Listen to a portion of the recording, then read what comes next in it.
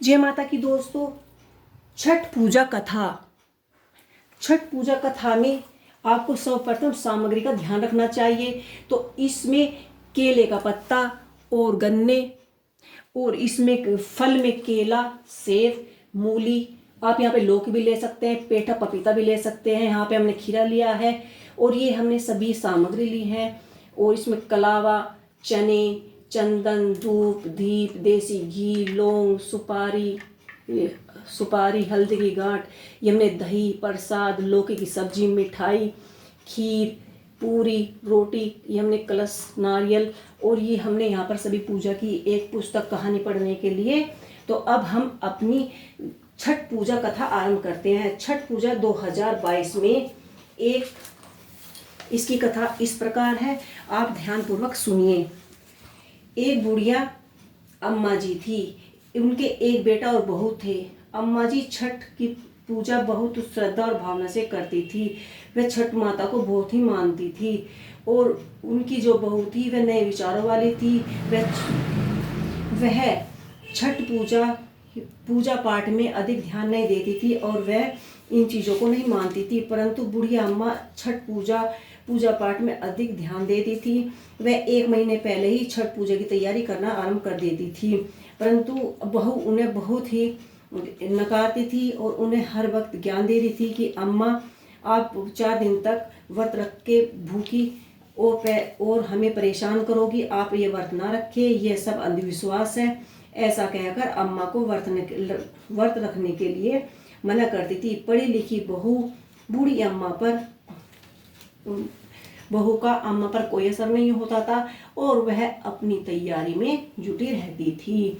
बहू फिर बोली, अम्मा जी ये सब अंधविश्वास है। इस उम्र में आपको 3 दिन 4 दिन तक भूखा रहने की कोई जरूरत नहीं है।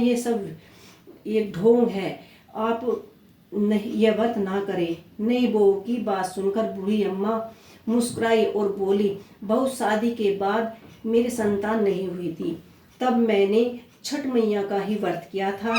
तभी मेरे पास जो तुम्हारे पति हैं मुझे पुत्र की प्राप्ति हुई, इसीलिए मैं इसी वर्ष से छठी मैया का पूजन करती हूँ। माता तेरी भी पुकार सुनेगी, तू भी छठी मैया का पूजन और व्रत कर। बहू ने मुस्कुराकर अम्मा की बात को टाल दिया। फिर पूजा पाठ नहीं करनी है तो मुझे ऐसे बीच में टोका मत कर। इतनी बात सुनकर अम्मा जी के बेटे वहाँ आते हैं और अपनी पत्नी से बोलते हैं कि माता जी को परेशान करने की कोई ज़रूरत नहीं है, पूजा घाट का वक्त हो गया है, तुम तैयार हो जाओ। बहू बोलती है, मैं पूजा करके क्या करूँगी, सुंदर पति मिला है, इतना माल है, धनवान हूँ मैं, ऐश और आराम मिला है, आराम की ज़िंदगी मिली है, इतना सुंदर घर मिला है, लाखों करोड़ में खेलती हूँ, मुझे इससे ज़्यादा और कुछ नहीं चाहिए। बहू तो नास्तिक थी, उसने उनकी बात नहीं मानी। अम्मा जी का बेटा आया और बोला, तुम्हें व्रत नहीं रखना है तो मत रखो, परंतु मेरी माँ से लड़ने की कोई ज़रूरत नहीं है, तुम छठ पूजा के लिए तैयार हो जाओ, हमें घाट पर जाना है। उसी वक्त है बहू बिना व्रत रखे घाट पर उनके साथ चल देती है। परंतु घाट पर जाने के बाद वह ना समझ थी और पति की बात न मानकर वह मेला घूमने चली जाती है। पति नाराज होकर घाट में स्नान करने के लिए जल में अंदर प्रवेश करता है और उसके बाद वह जल में जब एक डुबकी लगाता है तो वह जल से बाहर नहीं निकल पाता। इतने में ही अम्मा को पता चल जाता है कि तुम्हारा बेटा जल में डूब गया है। अम्मा जी जोर जोर से रोने लगी और छठ माता को बोली कि हे माँ, मेरी तैयारियों में, मेरी भक्ति में क्या कमी रह गई थी, मेरी पूजा में क्या कमी थी जो तुमने मेरी गोद सुनी कर दी। इससे सभी घाट वाले वहाँ पर इकट्ठे हो जाते हैं और माता की स्तुति करते हैं। परंतु हमारी छठ माता तो बड़ी ही दयालु और भावना वाली है। वह हमें दर्शन दो, और वह उन्हें दर्शन देने के लिए रोने की आवाज़ सुनकर वहाँ प्रकट हो जाती है और बूढ़ी अम्मा जोर जोर से रोने लगी। और उधर मेले में शोर मच गया कि घाट पर एक व्यक्ति डूब गया है। सुंदर बहू जब बहू ने यह बात सुनी तो वह दौड़ी दौड़ी घाट की तरफ पहुंची और उसने देखा कि सास रो रही है।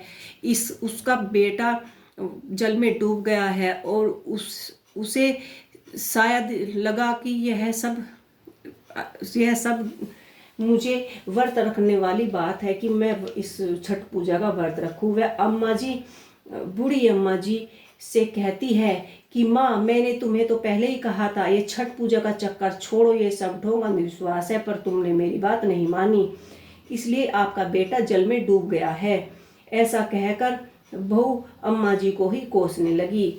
हे माँ, हमें दर्शन दे, हम छठ मैया हमें दर्शन दे, अन्यथा मैं वो जल में कूदकर अपने प्राण त्याग दूंगी। जब बूढ़ी अम्मा ने ऐसा माता रानी से कहा तो वह जल में कूदने ही वाली थी, लेकिन उन्होंने देखा कि जल की लहरों से उनका बेटा बाहर आ गया। माँ बड़ी ही खुश हुई और उन्होंने देखा कि उनका बेटा जीवित है। इसी प्रकार जो भी स्त्री छठ माता की पूजा पूरी श्रद्धा और भावना से करती है, उनका व्रत रखती है, 4 दिन तक उनकी पूजा नियम अनुसार करती है, तो छठ मैया उनकी प्रार्थना अवश्य ही सुनती है। तो इस तरह से आप छठ मैया की कथा सुन सकते हैं। तो मेरी वीडियो में इतना ही। प्लीज़ मेरी वीडियो को लाइक करें, शेयर करें, कमेंट करें और मेरे चैनल को सब्सक्राइब करना ना भूलें। जय माता की।